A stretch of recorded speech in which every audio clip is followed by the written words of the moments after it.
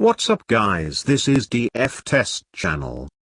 Today on a 20 Pro quick hands-on and side fingerprint test. Let's start phone design review.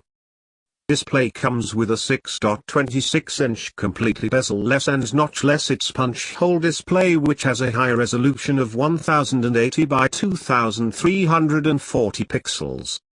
The device has a pixel density of 412 ppi over the OLED display. Phone backside triple camera here.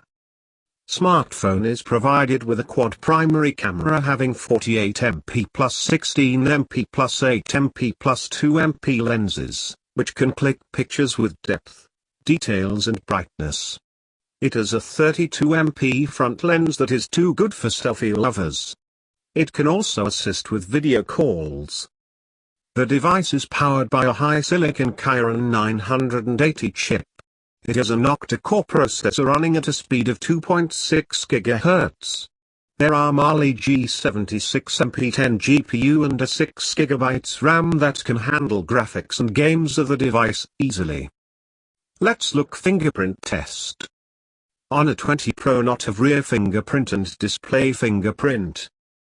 What you think it's working faster?